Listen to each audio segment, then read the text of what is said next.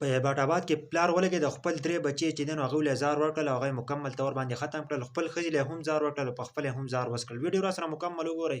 دا واقعه په هیبت آباد کې راغلې ده.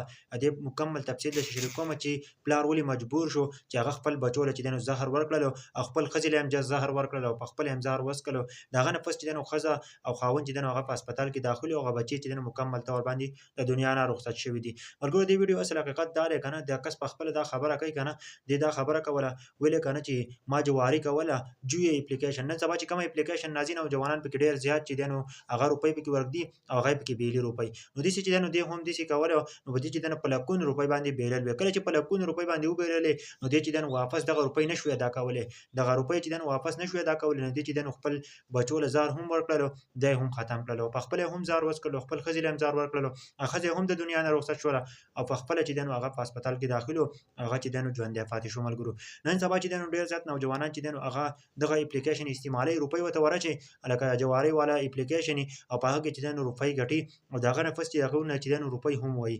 و دې هیبت آباد دا نوجوان چې دی نو دې ته چې دی نو خلکو دا خبره بیا وکړله، عوامو ته دا خبره وکړله ځه تا خو چې دی نو روپۍ وبیللې نو تا خپل بچي چې دی نو ولې ختمول، ولې بچو دې څه ګناه کړې وه؟ هغه خو چې دی نو جواري نه وکړ، جواري خو تا پخپله کړې وه، نو د بچو دې څه ګناه کړې وه؟ دې ښځې دې څه ګناه کړې وه چې تا دې ښځو له چې دی نو زور وروستو. ملګرو دا په هیبت آباد کې یو واقعه راغلې ده، ډېر د افسوس مقام دی. نن سبا چې نوجوانان چې دی نو دا اپلیکیشن استعمالوي، جیو اپلیکیشن چې کومه دي حرام دي، په هغه کې چې دی نو روپۍ ورکېږي او هغه روپو د وجې نه چې دی نو دوی پکې نورې ورږدي، هغه روپۍ پکې بیلي. اخر دا شي چې بیا داسې واقعې پکې راشي لکه په هیبت آباد کې چې دا کومه واقعه راغلې ده. پلار لګي خپل ټول بچي چې دی نو هغه زار وله ورکوي، هغه وژني، هغه مکمل طور باندې ختموي، خپله ښځه وژني چې بیا چې دی نو د روپۍ زمانه څوک ونه غواړي، په خپله هم ځان ختموي. ملګرو دا واقعه په هیبت آباد کې راغلې چې څومره نوجوانان دې کوشش کوئ که نه چې دې اپلیکیشنونو نه ځان وساتئ. که چېرته تاسو دا اپلیکیشن استعمالوئ نو تاسو چې دی نو تباه او برباد به شئ.